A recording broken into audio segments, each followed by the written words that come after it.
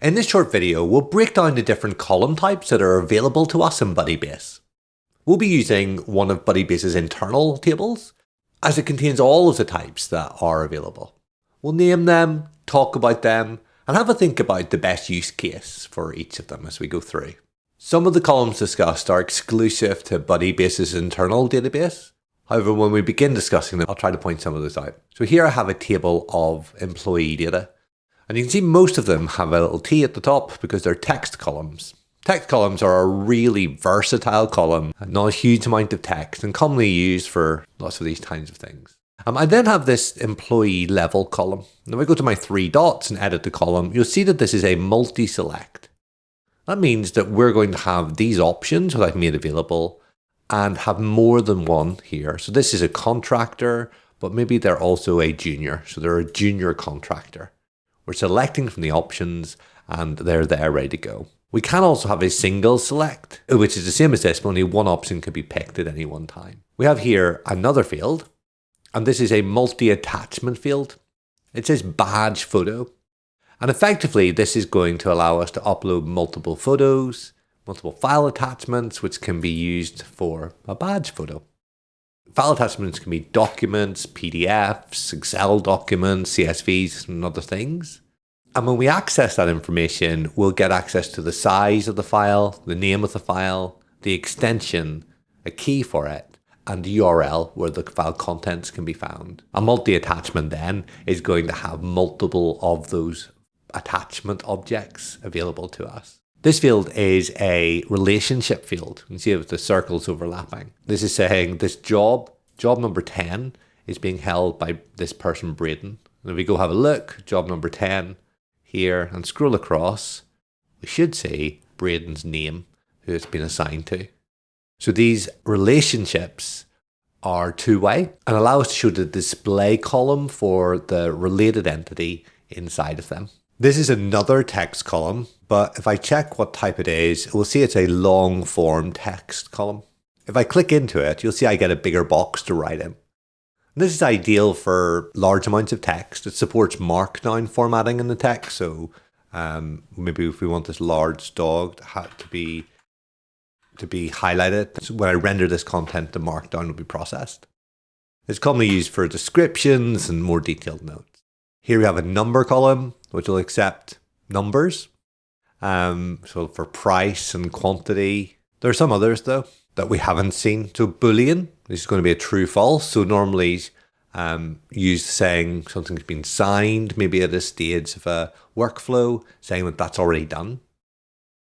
We have date time, which we can have as just date. We have to ignore time zones. We can set an earliest and a latest to help with our data validation. We have single user and multi-user, and this relates to people inside of our user table rather than our application. For the whole platform, these are users inside of here. So if I add this users column and look at the drop down, I'll see all of the users who have been invited into my Budibase instance.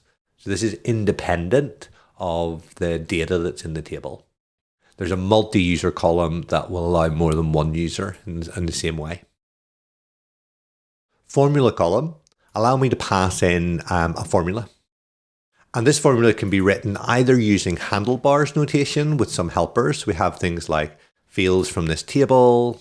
We use handlebars, work starts. We can click and get those rendered.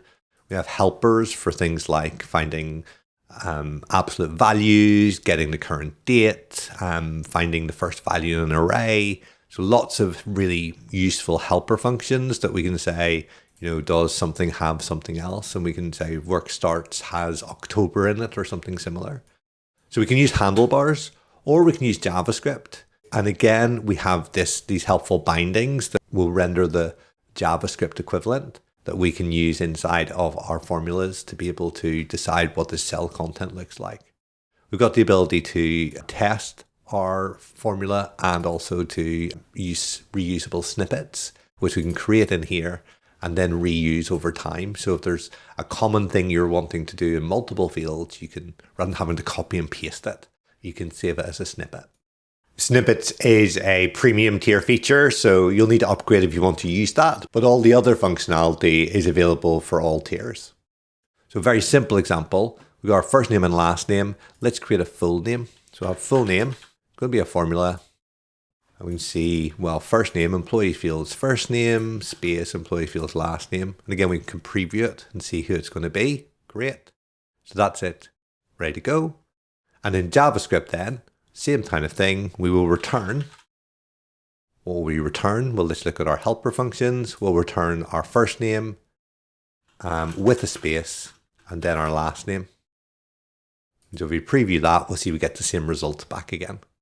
So depending on which way you feel more comfortable, you can decide how you want to do that.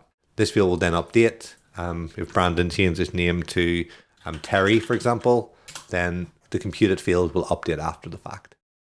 We have a JSON field to be able to store JSON data, often come from an API or maintaining some state over time. We have a barcode and a QR field, which allows us to store barcode related information, which is super helpful if we're on the shop floor. We've got product information ready to go. We can scan something and store it and be able to see things clearly in our database. We also have a signature, which is really helpful at the end of a workflow where we can confirm, yes, this is acceptable, this is what we want, and actually use a signature to be able to verify that it's been approved. And big int, which is a large integer. Finally, we have these auto columns, and there are several auto columns that are generated, things like the created at, the updated at, the auto ID. These are all auto assigned internally by Budibase. Now, some of these fields, like our signature field, are bespoke to Budibase in our internal tables, but lots of them map to fields that are inside of SQL databases, NoSQL databases, and others. So as you're designing your data structure and using Budibase to enhance it, have a look to make sure that there isn't a field that matches your use case more closely, and try to experiment and get the most out of the productivity that Budibase can offer you.